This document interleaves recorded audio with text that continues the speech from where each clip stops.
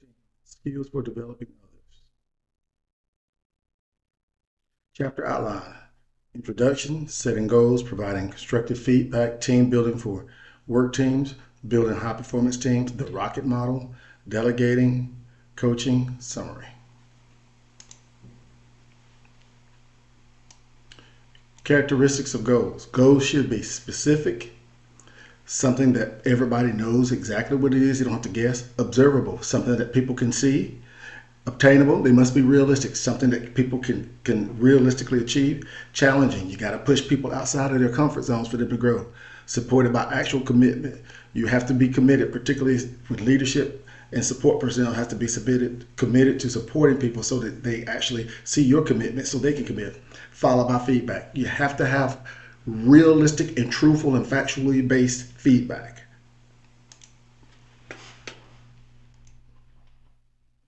Providing constructive feedback. This is one of the most difficult things for leaders to do. One, because particularly if it's something that's going to be considered as criticism or negative, a lot of times leaders will back away, not want to do it, or diminish, or just not be truthful. So you need to develop a good feedback skills as an outgrowth of developing good communication, listening, and assertiveness skills. Provider must be clear about the purpose, choose an appropriate context and medium for giving feedback, send proper nonverbal signals, try to detect emotional signals from the recipient, be somewhat assertive in providing feedback.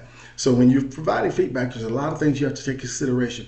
Who you're talking to, what you're talking to about, how you want to, what context would you like to use. Also observing them. If you know your people, also observe the signals. So for instance, if you see somebody who's actually being defensive, or their posture, not the words, but their posture kind of reflects that they're not picking up on what you're saying or they don't want to. And you have to be assertive as a leader. There are times when you talk to people and you get constructive feedback and you kind of take a easy approach, sometimes a medium approach, sometimes a hard approach, depending upon the situation. Components of feedback skills. Knowledge components. Knowing when, where, and what feedback is to be given. Behavioral component. Concerns about how feedback is actually delivered. Good feedback is specific, descriptive, direct, helpful, evaluative component. So when you give feedback, you have to know when to give. Is it something that you need to do at a particular time, in a particular place? And what type of feedback do you need to give? And be concerned about, the context of the behavioral component, concerned about how the feedback is actually delivered. Then that's your context. Leaders can improve their feedback skills by making sure that feedback is helpful, being direct, specific, and descriptive, being timely and flexible, providing positive as well as negative feedback. Avoid blaming or embarrassment. Constructive feedback is designed to help people learn from mistakes and go and grow. It is not about making people feel bad. It's not about trying to be negative. And anytime I've ever heard when some people have told me that they have the only time when they have meetings with their manager or their leader, it's only negative feedback. And I can tell you, they hate having those meetings with them. They dread going into them, and they're not productive for the individual. That's a leadership style that's actually ineffective. And here's something that's very important too. Timely. If someone was to make a mistake or do something wrong at 1 o'clock on Thursday, don't wait till 1 o'clock Tuesday to talk to them about it. If you want them to learn from it and go and grow, talk to them immediately after. Team building inventions at the team level may help members understand why they struggle to achieve team objectives and can suggest coping strategies for intolerable situations. They do not remove the root causes of team problems. Many organizations make top-down efforts to correct team building problems. Other organizations are committed to teamwork and are willing to change structures and systems to support it, but are not committed to the bottom-up work that is required. So when we talk about the team building teams, one of the things is you don't build teams. You may have some ones you put in place, but ultimately when you put these teams in place, you kind of build them from the bottom up, and they kind of function from the bottom up. Like for instance, a house. You don't build a roof first. You build the foundation. Then you build the walls. Then you build the roof. It's the same way with building a team. You build the foundation, and then you work your way up to the walls, and you work your way up to the roof.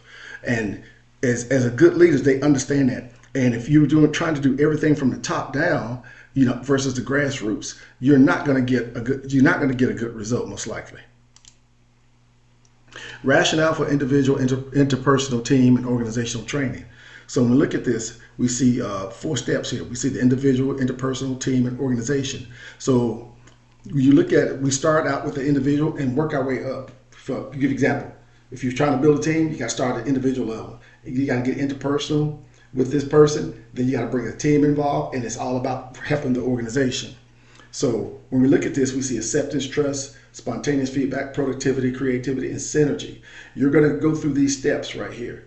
As whether someone realizes it or not, this is what they would be doing if they were doing it the right way. And each one of these steps serves a purpose. Again, this is building that house, and you may hear me refer to that a couple of times throughout this this chapter.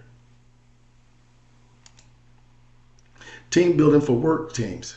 A successful intervention at the team level should raise awareness about how teams really work, use diagnostic, instrument-based feedback so team members can have a valid map for where they and their teammates are currently located. Provide a practice field for each intervention so team members can test their new behaviors in a risk-free, protective environment. So when you're building those teams, you want to make sure that it's just not your gut instinct or your feeling that you're going by and trying to build this team. You want to use some of the latest technology assessments and things to get to get diagnostic and instrument-based feedback about the groups and the teams. A lot of times those assessments may involve questionnaires or even observation from others. And it's just like with anything. If you imagine if you were a professional basketball team, the one thing that you would have to do, which is a professional organization, a team, you have to practice first. You have to give this team opportunities to practice and work on their craft risk-free versus just saying, okay, here's my team, go play the game. They have to learn to get their strategy, get teamwork, who does what, whatever. But they have to be allowed to make mistakes and while they're learning and it not be held against them. Building a high-performance teams, the Rocket model. Prescriptive model for building high-performance teams. Tells leaders what steps to take and when to take them when building new teams. Used as, here's one of those diagnostic tools. Helps determine when existing teams are weak and what leaders need to be done to get them back on track. Based on extensive research with hundreds of teams in healthcare, education, retail, manufacturing, service, software, telecommunications, energy, financial industries. So this is not something that somebody just started yesterday. And it's not something that you just tried on one group of people. They tried it on multiple different organizations and different types of industries. And realistically, this is about looking at to see what's going on with the group and why is it going on. And it's kind of like trying to diagnose what's the illness.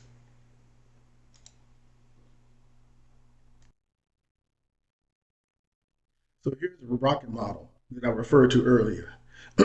You see context on both sides, which is your delivery, and you see the things that goes into getting results, the mission, the talent, the norms, the buy-in, the resources, the courage. So we're going to talk a little bit more about this on the next couple of slides.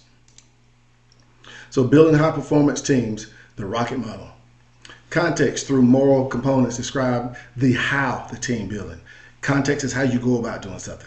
The components of the rocket model tell team leaders what they specifically need to do to improve team mission, norms, and so forth.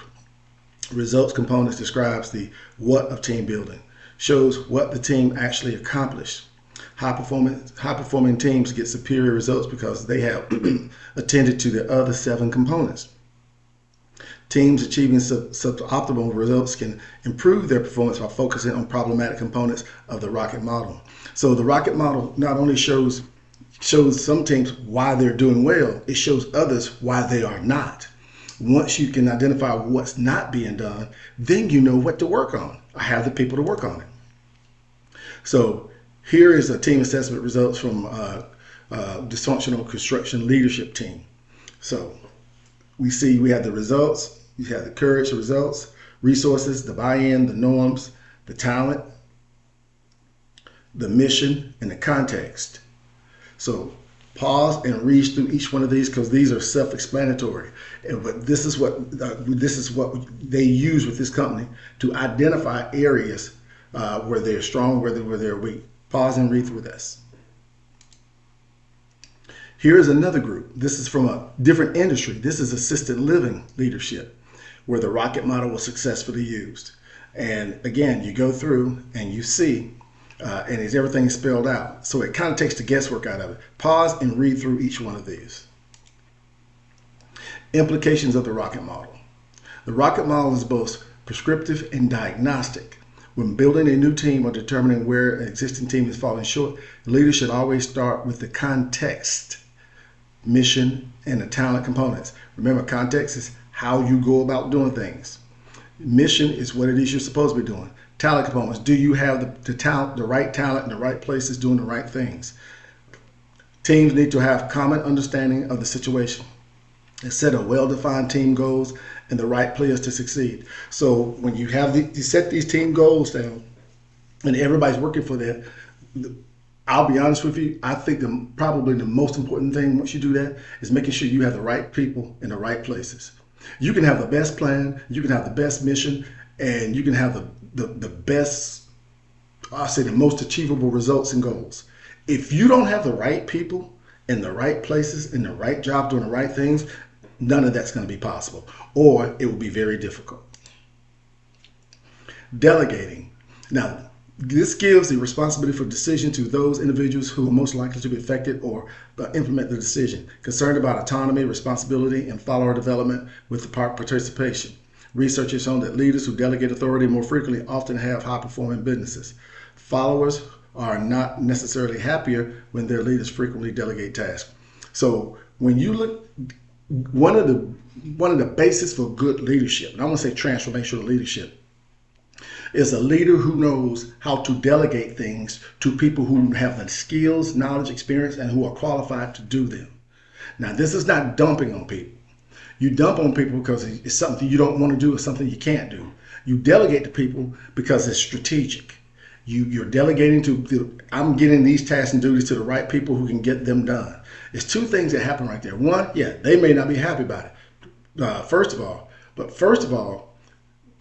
You're actually helping to develop these people too, preparing them for more responsibility and more leadership positions as they move up in their careers. Okay, why is it important? Frees time for the leader to perform other activities. Develops leaders by providing them with practical experience, control fashion, which I just stated. Strengthens the organizations by signaling the subordinates are trusted and their development is important, which increases job satisfaction levels. People do normally feel better about when they have more autonomy to do what they need to do. But here's an even more important thing for the leader. If you're delegating things to folks who are qualified, experienced to do them, that frees you up to take care of the things that only you can do. And they cannot, and handle things in that manner. Common reasons for avoiding delegation, and this happens a lot. Leaders takes leaders too much time in the short run, although it saves time in the long run. Risky because it reduces the leader's direct control over what they would affect his or her reputation. Leaders feel the job will not be done properly. Leaders may resist delegating tasks that are a source of power or prestige. Leaders may feel guilty about delegating because people are already too busy. And I can be honest with you, the one that stands out to me the most right now is this. Leaders may feel guilty about delegating because they already think their people are too busy. And in reality, many organizations now are asking they're asking their leaders to do more with less. So their people are overburdensome and do have a lot on their plate. And then the second reason will be sometimes, well, by the time I delegate this and get them to do it, I could have just done it myself. So that is another reason why people will avoid delegating. And all these others are valid. And you will see at various stages, depending upon who someone's working for, you can see those others, as well as some other things not listed here, why the delegation had happened. But there's an infinite number of reasons why delegation doesn't happen. And it's hard to get people to understand, leaders to understand it's like, this is going to be for the best for you and the group in the long run. A lot of times they get caught up with just looking at right now. Principles of effective delegation. Decide whether to delegate, decide whom to delegate to, make the assignment clear and specific, assign an objective, not a procedure, allow for autonomy while monitoring performance, give credit but not blame. So when you delegate like I said, it's strategic. I'm giving this to Sally because Sally is good at this type of thing. Also, when I delegate it to Sally, I'm giving her clear instructions on what she needs to do, and she'll get it done.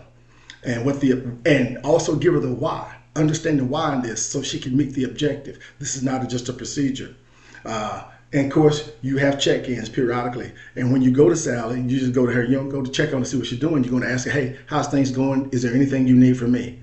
Help you. And leaders should always give credit when credit is due. Always give credit. Never steal someone else's thunder. And that periodically does happen, where you have leaders taking the blame, taking the credit for somebody else. But one of the things I notice about those kind of leaders, they will never take the blame for anybody else. They will take the credit, steal credit, but they will not steal blame. Peterson and Hicks model of coaching. By a process of equipping people with tools, knowledge, and opportunities that they need to develop themselves and become more successful. Good coaches orchestrate rather than dictate development.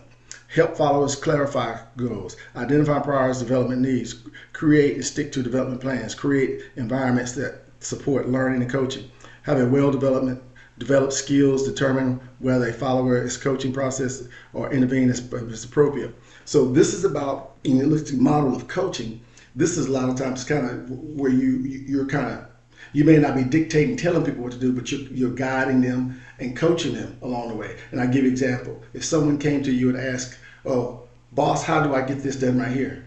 And you may turn it around and say, have a coaching moment, say, well, you know what? I want you to think about it. And I want you to tell me, what do you think is the best way to go about this? And tell me what you've tried before. Did it work or did it not work? Okay, if that didn't work, what do you think would work this time?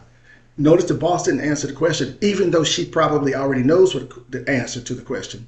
But she wants this person to think. She wants them to create and be able to come up with things, identify priorities, things they need to do as they see in the course of doing the job. That supports an environment of learning. Model works particularly well for high performance. Steps for coaching. Forging partnerships built on mutual trust, inspiring commitment by conducting gap analysis, growing skills and creating development, promoting persistence by helping followers stick to their plans, transferring skills and creating a learning environment. So this works really well with people, with groups that are high performing or individuals that are high performing. It doesn't work as well with people who are underperforming, because one of the reasons is this is more of a leading concept. These people are already doing their jobs and know what to do. My job is to lead and guide them. When a group of team is underperforming, they're not getting things done, and they have all types of problems going on, that's not a leading moment, that's a managing moment. So that's why this will be different. Development plan checklist. So we see we got objectives, criteria for success, we have action, we have seek feedback and support, and we see stretch assignments, resources. So as you read through these are all self-explanatory. Pause and read through each one of these. Concluding coaching. So coaching takes a little additional time. Good coaches are equally versatile at all 5 steps of coaching. Leaders need to assess and develop coaching skills. Coaching is a dynamic process. Good coaches assess where followers are in the coaching process and intervene appropriately. Good leaders are those who create successors, and coaching may be the best way to make this happen. So when you implement this process, these people understand. Many leaders today will go to schools to learn how to coach. Why? Because they know it's utilizing coaching concepts is something that can actually be very beneficial to them. Because I want to help inspire and motivate folks to do things. I don't have to dictate and harass and scare people into doing stuff. Also, I want to understand, how do I help people go and grow in the most feasible way? And utilizing coaching concepts is a good way to do it. Summary. Goals should be specific and observable, attainable and challenging, based on the top to bottom down, and designed to provide feedback. Getting helpful feedback is essential to a subordinate's performance and development. Team building interventions may help members understand why they face difficulty in achieving team objectives. The essence of leadership is achieving goals through others, not trying to achieve them by oneself. Leaders who commit to the 5 steps of informal coaching will both create learning organization and help to raise development to a new level. That concludes this chapter.